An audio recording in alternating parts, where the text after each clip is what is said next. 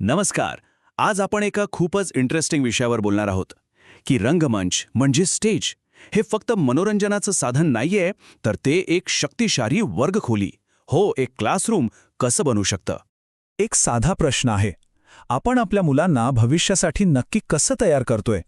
जी गुंतागुंतीची दुनिया त्यांच्या समोर आहे, त्यासाठी फक्त पाठ्यपुस्तकातली माहिती पुरेशी ठरेल का? जरा विचार करण्यासारखा मुद्दा आहे, नाही का?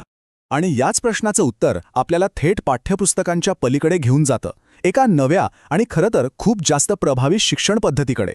बघा, आपली पारंपरिक पद्धत कशी आहे? गणित वेगळं शिकवलं जातं, विज्ञान वेगळं, सगळे विषय आपापल्या कप्प्यात बंद. पण विचार करा, काय होईल जर आपण हे सगळे विषय म्हणजे कला, विज्ञान, भाषा यांना एकत्र गुंफलं तर? मग ते बनतं एक एकात्मिक संपूर्ण. म्हणजे असं शिक्षण जिथे पुस्तकं आणि खरं आयुष्य एकमेकांशी जोडलं जातं.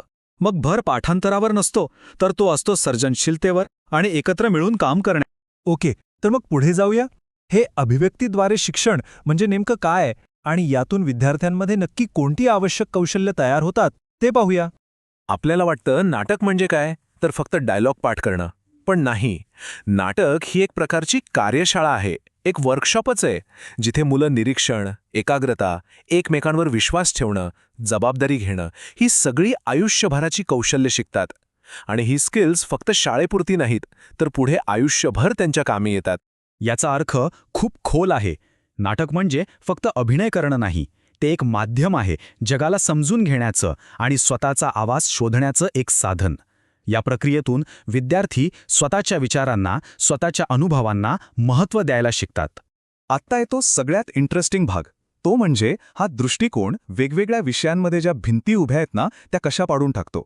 हे सगळं प्रत्यक्षात कसं होतं हे समजून घेण्यासाठी चला एक मस्त उदाहरण बघूया. समजा 8वीच्या वर्गात शेती हा विषय शिकवायचा आहे. आता बघा, एकाच विषयातून गणित कसं येतं, तर पिकांच्या डेटा हँडलिंगमधून. विज्ञान ते तर आहेच, पीक उत्पादनाच्या सगळ्या प्रक्रियेत. हिंदीच्या तासाला शेतकऱ्यांवरची कविता शिकता येते.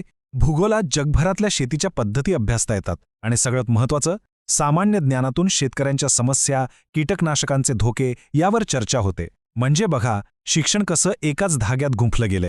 आणि हे ज्ञान फक्त पुस्तकात राहत नाही. पुढचं पाऊल म्हणजे एक प्रोजेक्ट. कीटकनाशकांच्या दुष्परिणामांवर एक पथनाट्य. मग मुलं आधी रिसर्च करतात, विज्ञान समजून घेतात, मग त्यावर एक स्क्रिप्ट लिहितात, पोस्टर, घोषणा तयार करतात आणि शेवटी गावात जाऊन स्थानिक शेतकऱ्यांसमोर ते पथनाट्य सादर करतात. यालाच सर्व्हिस लर्निंग म्हणतात. म्हणजे शिकलेल्या गोष्टींचा वापर करून थेट समाजासाठी काम करणं. ठीक आहे, हे सगळं छान आहे, पण मग याचं मूल्यांकन कसं करणार? मार्किंग कसं करणार? चला बघूया याची पद्धत किती वेगळी, अर्थपूर्ण आणि कमी तणावाची आहे. आपल्या नेहमीच्या परीक्षांमध्ये काय होतं? फक्त फायनल रिझल्ट, अंतिम गुण बघितले जातात. पण इकडे कला आधारित मूल्यमापनात फक्त शेवटच्या उत्पादनाला नाही, तर त्या विद्यार्थ्याच्या संपूर्ण शिकण्याच्या प्रवासाला महत्त्व दिलं जातं. तो कसा शिकला, काय काय प्रयत्न केले, हे सगळं बघितलं जातं. त्यामुळे ही परीक्षा तणावपूर्ण नाही, तर शिकण्याच्या प्रक्रियेचाच एक भाग बनते. म्हणजेच काय, तर हे आहे सर्वांगीण विकास. मूल्यांकन फक्त तो किती पाठ करतो याचं नाही होत, तर त्याच्या विचार करण्याच्या क्षमतेचं, त्याच्या भावनांचं, त्याच्या शारीरिक हालचालींचं आणि त्याच्या सर्जनशीलतेचं, या सगळ्याच गोष्टींचं मूल्यांकन होतं. तो एक संपूर्ण व्यक्ती म्हणून कसा घडतोय हे पाहिलं जातं. तर या सगळ्या गोष्टी आपल्याला कुठे घेऊन जात आहेत? एका पूर्णपणे वेगळ्या शैक्षणिक दृष्टिकोनाकडे, भविष्याच्या शिक्षणाकडे. आणि या दृष्टिकोनामध्ये शिक्षकाची भूमिका सुद्धा बदलते.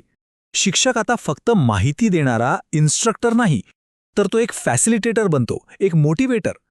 म्हणजे जो मुलांना शिकायला मदत करतो, त्यांना प्रोत्साहन देतो आणि योग्य वाट दाखवतो. हे सगळं इतकं महत्त्वाचं का आहे हे समजून घेण्यासाठी एक खूप सोपी आणि छान उपमा आहे.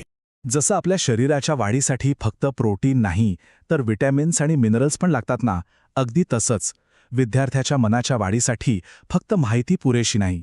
कला आणि नाटक हे त्या वाढीसाठी लागणारे आवश्यक विटॅमिन्स आणि मिनरल्स आहेत. त्यांच्याशिवाय मानसिक आणि भावनिक विकास अपूर्णच राहील.